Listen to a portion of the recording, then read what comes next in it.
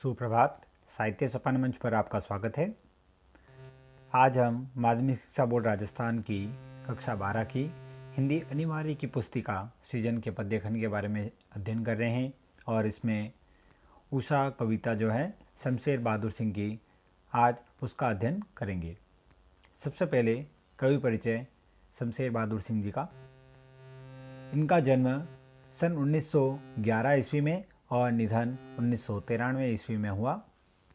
देहरादून में जन्मे शमशेर बहादुर सिंह जी को मात्र 8-9 वर्ष की उम्र में मां का चिर वियोग सहना पड़ा, अर्थात इनकी मां की मृत्यु हो गई थी। 18 वर्ष की उम्र में उनका विवाह हुआ, मगर मात्र 6 वर्ष साथ निभाकर पत्नी की भी टीबी से मृत्यु हो गई, मतलब वह भी चल बसी।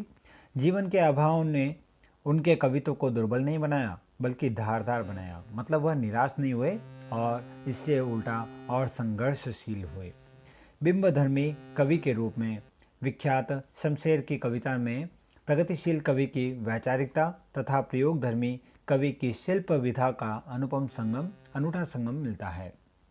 कवि द्वारा रचित सौंदर्य के अनूठे चित्र पाठकों के मन को भाते हैं, यानी ऐसे दृश्य का किसी भी प्राकृतिक दृश्य का वर्णन करना और बिल्कुल सजीव वर्णन करना, वो भी धर्मी।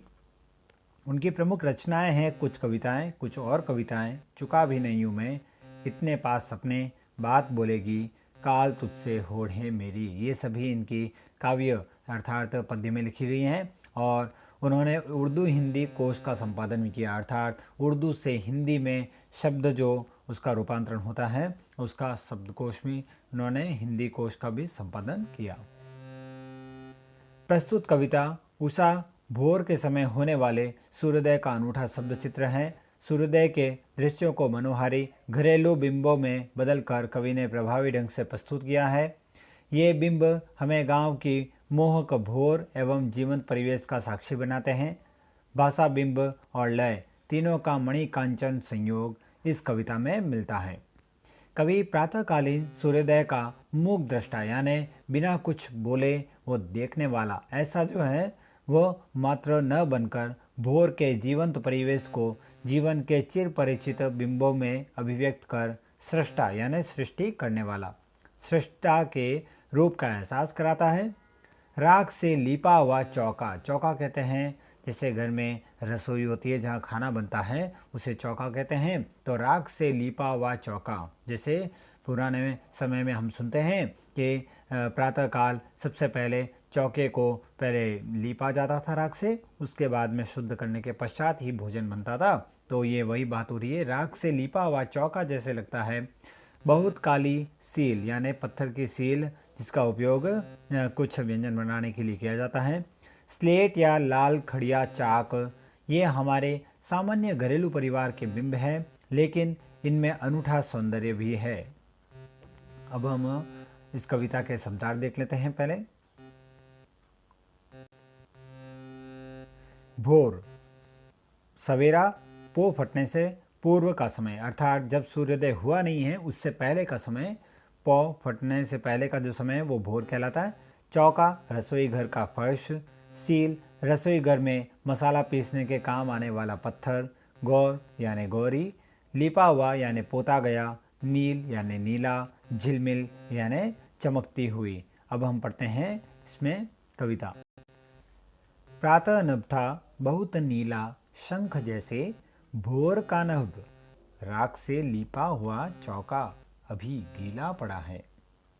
बहुत काली सील जरा से लाल केसर से कि जैसे धुल गई हो। अब इसका अर्थ देखिए। प्रातः नभ था यानी प्रातःकालीन समय में वो नभ यानी आकाश जो था बहुत नीला शंख जैसे, जैसे नीला आकाश जो था वो ऐसा लग रहा था जैसे कोई नीला शंख हो। भोर का नभ यानी जब सूर्योदय नहीं हुआ है उस समय के पहले का जो दृश्य था आकाश में, वो नभ जो था उसका रंग जो था वो नीला था और नीला रंग नीले शंख के समान वह आकाश दिखाई दे रहा था।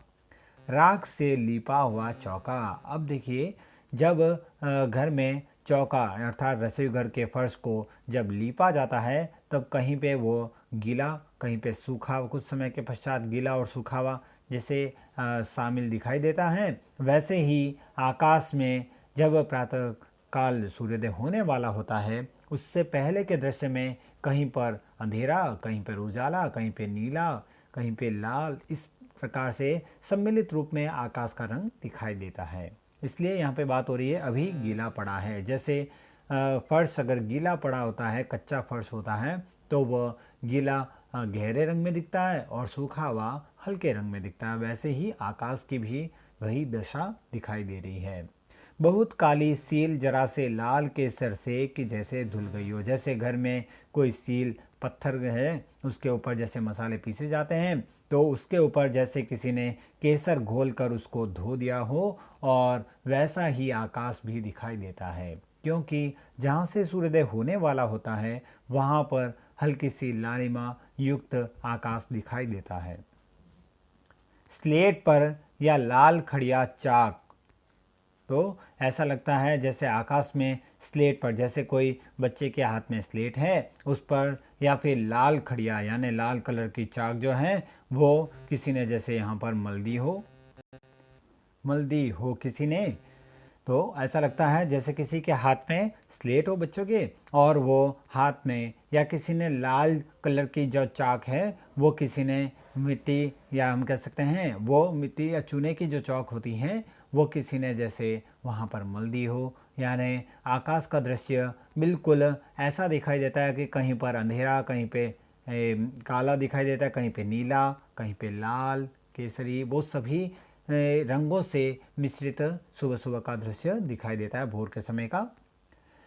नील जल में या किसी की देह, किसी की गौर झिलमिल देह जैसे हिल रही हो, या फिर ऐसे भी दिखाई देता है जैसे नीले जल में या किसी की गौर झिलमिल देह, यानी आकाश नीले जल का एक जलाशय है, तालाब है, और उसमें कोई गौर वर्ण यानी कोई गौरी नायिका जो है वो वहाँ पर नहा रही हो, और उसके झिलमिल देह जो है, शरीर जो है, उसकी छवि वहाँ पर दिखाई दे रही है। वैसा ही दृश्य आकाश में जगह जगह, कहीं पर सफ़ेद, कहीं पर नीला, कहीं पर अलग अलग रंगों से मिश्रित दिखाई देता है।